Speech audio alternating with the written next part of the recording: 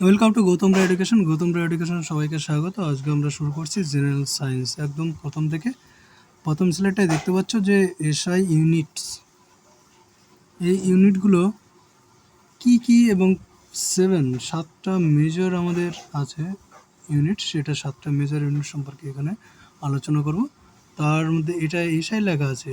Unit দুই ধরনের হয়, একটা হচ্ছে এসআই আর একটা হচ্ছে সিজিএস। মনে রাখবে, ছোট করে মনে রাখার জন্য, যেগুলো ইউনিট ধরো এখানে সেকেন্ড এজ দেওয়া আছে। সেকেন্ড মানে এটা সময়ের যে ইউনিট, সময়ের ইউনিট হচ্ছে সেকেন্ড দিয়ে প্রকাশ করা হয়। এই সময়ের ইউনিট সেকেন্ড দিয়ে প্রকাশ করা হয়। এর সিজিএস এবং এসআই দুটোই কিন্তু সেম, এস সেকেন্ড। কিন্তু মিটারের ক্ষেত্রে লেন্থ, যখন দূরত্বের একক মাপা হয় তখন কিন্তু আমরা অনেকভাবে মাপি। দূরত্বের একক কী কীভাবে মাপি তোমরা যদি ভাবো, যে মিটার দিয়ে কিন্তু আমরা দূরত্বের একক মাপি। এবং এর থেকে যদি ছোট, মিটার একটা স্ট্যান্ডার্ড, এর থেকে যদি ছোট করি তাহলে সেন্টিমিটার দিয়েও কিন্তু আমরা দূরত্বের একক মেপে থাকি। সেন্টিমিটার, কিলোমিটার দিয়েও কিন্তু আমরা দূরত্বের একক মেপে থাকি। কিন্তু আমাদের দরকার কোনটা সেটা আমাদের বুঝতে হবে, যে আমাদের এখানে এসআই একক লাগবে না সিজিএস একক লাগবে, কোন জায়গায় কোন ইউনিটটা ব্যবহার করবো সেটা কিন্তু আমরা ক্ষেত্র বিশেষ। কোনো জায়গার দূরত্ব, ধরো এখানে একটা জায়গা আছে, এখানে একটা শহর আছে, এটা কলকাতা, এটা শিলিগুড়ি। এর দূরত্ব মাপতে গেলে কিন্তু আমরা মিটার কিংবা সেন্টিমিটার ইউজ করব না, আমরা এখানে কি কিলোমিটার ইউজ করব। ঠিক আছে, এরকম ক্ষেত্র বিশেষে সেটা কিন্তু চেঞ্জ হয়। তার দুটো মেজর জায়গা হচ্ছে,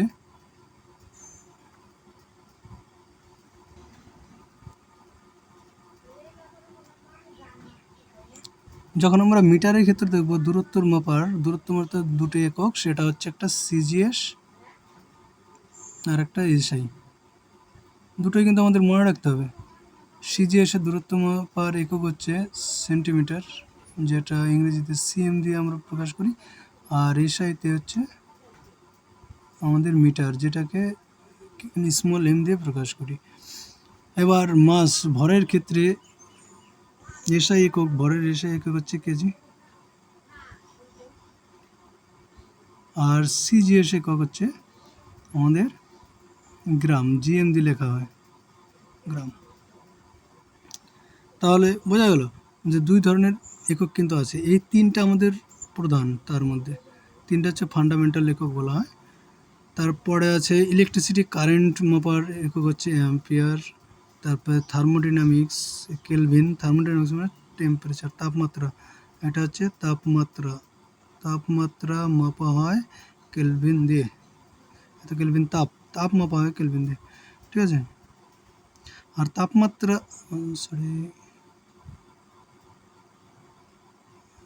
তাপমাত্রা নয়, তাপ মাপা হয় কেলভিন দিয়ে। আর তাপমাত্রা মাপার জন্য ডিগ্রি সেলসিয়াস, ডিগ্রি ফারেনহাইট আছে। আর মোল হচ্ছে পদার্থের পরিমাণ, এত মোল পদার্থ আছে। মোল আমরা পরে পড়বো, যে এক মোল সমান কতটুকু পদার্থ বোঝায়, সেগুলো কিন্তু আমরা পরে বুঝবো। তারপরে হচ্ছে ক্যান্ডেলা, এটা যে দীপন প্রাবল্য, একটা বাতি জ্বলছে, একটা লাইট জ্বলছে, সেটা কতটুকু প্রাবল্য দিচ্ছে, কতটা স্বচ্ছতা আছে, কতটা মানে আলোকিত করছে, সেটা হচ্ছে ক্যান্ডেল দিয়ে প্রকাশ করা হয়। এবার তাহলে এগুলো মেজর, এগুলো পড়লাম। এবার এখান থেকে আমরা চলে আসবো মাত্রা, যেগুলো পরীক্ষায় খুব আসে, সেটা হচ্ছে মাত্রা সম্পর্কে একটু আলোকপাত করি। এই মাত্রা বের করতে গেলে টাইম, সময়ের মাত্রা ক্যাপিটাল টি, লেন্থ দূরত্বের মাত্রা ক্যাপিটাল এল, আর ভরের মাত্রা এম এল আর টি, এটা দিয়ে আমাদের কিন্তু মাত্রা বেরোবে। তাহলে কি বললাম, ভরের মাত্রা এম, দূরত্বের মাত্রা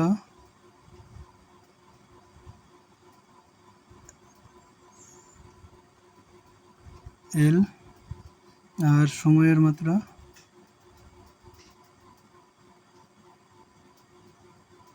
সেকেন্ড, সময়ের মাত্রা টি, এম এল আর টি, এগুলো দিয়েই বাদ বাকি যে আমাদের এগুলোকে বলা হচ্ছে মৌলিক রাশি, ঠিক আছে। মৌলিক রাশি মানে যে সমস্ত রাশি তার শুধু নিজের উপরে নির্ভর করে সেগুলো হচ্ছে মৌলিক রাশি। আর একটা আছে ধরো যে যৌগিক রাশি। এবার ধরো আমরা বেগ বের করব, বেগ যদি বের করতে যাই, বেগ সমান হচ্ছে দূরত্ব বাই, এবার বেগটা কী জিনিস, দূরত্ব বাই সময়। এবার মাত্রা যদি বের করতে যাই বেগের, তাহলে দূরত্বের মাত্রা হচ্ছে আমাদের এল উপরে, আর সময় নিচে টি নিচে চলে আসলো, এল টি টু দি পাওয়ার -1। এরকম করে কিন্তু আমাদের মাত্রা বের করতে হবে, ঠিক আছে। এরপর আমরা পরপর সবগুলোর মাত্রা বের করব। এবার বেগ যদি বলি বেগ কী জিনিস সেটা যদি জানতে চাও, ধরো দুটো স্থান আছে, দুটো স্থানের মধ্যে যে দূরত্ব আছে, এই দূরত্বটা যেতে যত সময় লাগে সেটাই হচ্ছে ওর বেগ। দূরত্বটা যদি ডি হয় আর সময় যদি টি লাগে, তাহলে বেগ যদি ভি হয়, তাহলে ডি বাই টি এই মানটা বের করতে, ডি ধরো যে ডি এর মান আছে 10 মিটার যেতে কারো 2 সেকেন্ড সময় লাগলো, তাহলে ওর বেগ হবে কত, 10/2 = 5, ঠিক আছে। এই সিম্পল হিসাবগুলো আমাদের পরবর্তীকালে কাজে লাগবে। এবার বলি ত্বরণের মাত্রাটা বের করো। ত্বরণ সম্পর্কে আমরা কতটা অবগত জানি না। ত্বরণ মানে বেগ বৃদ্ধির হারকে ত্বরণ বলা হয়। তাহলে বেগ উপরে থাকবে, বেগ বৃদ্ধির হার উপরে থাকবে বেগ, আর নিচে থাকবে সময়। এক সময়ে কতটা বেগ হয়েছে, বেগের পরিবর্তন হয়েছে, সেটাই ত্বরণ। বেগের পরিবর্তন বলতে বেগে বৃদ্ধি পেলে ত্বরণ, আর বেগ যদি সময়ের সাপেক্ষে কমতে থাকে তাকে মন্দন বলা হয়। আমরা ত্বরণ নিয়েই ভাবছি, মন্দনটা আমরা পরে ডিসকাস করব। যাই হোক, তাহলে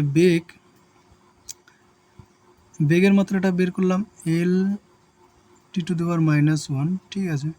ওটা আগেই বের করেছিলাম এখানে। আর নিচে আছে সময়ের মাত্রা টি, এল, এই টিটা উপরে চলে গেল, তাহলে টি টু দি পাওয়ার -2। এটাকে মনে রাখবে, মাত্রা সবসময় থার্ড ব্র্যাকেটের মধ্যে থাকে। তা এল টি টু দি পাওয়ার -2 এটা হয়ে গেল আমাদের ত্বরণের মাত্রা। তাহলে বেগ ত্বরণ বের করলাম। এরকম করে বাকি যেগুলো রাশি আছে, যেমন এবার আমরা বল বলি, বলের মাত্রাটা বের করব। বলের মাত্রা,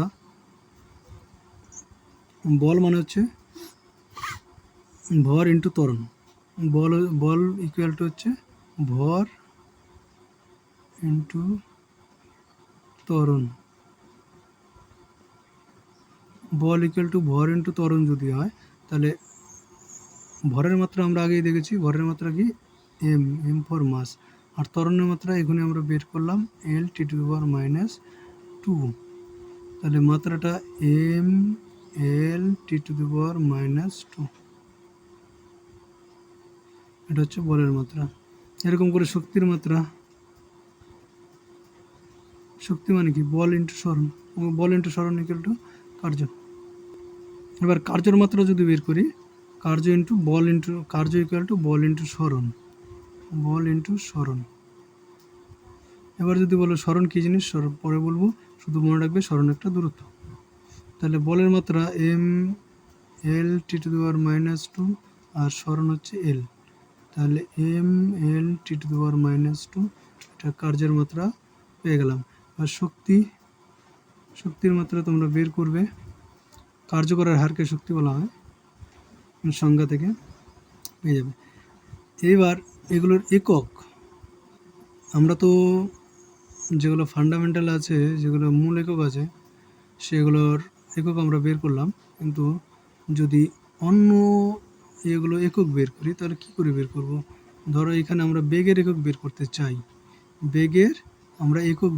চাই, দূরত্ব বাই সময় আছে না, দূরত্ব বাই সময় আছে, যেহেতু এখানে দূরত্ব বাই সময়, তাহলে এককের ক্ষেত্রেও দূরত্বের একক বাই সময়ের একক হবে। তো দূরত্বের একক আমাদের কি পেয়েছিলাম, এসআইতে যদি বলি মিটার, আর সময়ের একক সেকেন্ড, তাহলে আমাদের চলে আসলো metre per second. Metre per second কার একক হলো বলের একক, না বেগের একক। বেগের একক হয়ে গেল মিটার পার সেকেন্ড। এটা হচ্ছে আমাদের এসআইতে হলো, সিজিএসে কী হবে সেন্টিমিটার পার সেকেন্ড। এবার ত্বরণের যদি আমরা বের করি, ত্বরণের একক কী হবে, ত্বরণ মানে বেগ বাই সময়। তাহলে বেগের একক হচ্ছে মিটার পার সেকেন্ড বাই হয়ে যাবে সময়ের একক। এটাকে যদি আমরা ক্যালকুলেশন করি তাহলে মিটার পার সেকেন্ড স্কোয়ার, ঠিক আছে। মিটার পার সেকেন্ড স্কোয়ার হচ্ছে ত্বরণের একক। ত্বরণের যদি সিজিএস একক বের করি তাহলে সেন্টিমিটার পার সেকেন্ড স্কোয়ার। বোঝা গেল? এভাবে কিন্তু আমরা বিভিন্ন একক ক্যালকুলেশন করে বের করতে পারবো। তার জন্য আমাদের মুখস্থ রাখতে হবে না কোনো কিছু। বলের একক, এখান থেকে কিন্তু আমরা বলের এককটা বের করতে পারবো।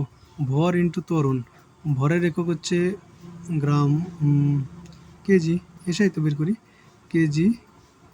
আর এখানে চলে আসলো ত্বরণের একক কী বের করলাম একটু আগে, মিটার পার সেকেন্ড স্কোয়ার। তাহলে এখান থেকে চলে আসবে কিগ্রা মিটার পার সেকেন্ড স্কোয়ার।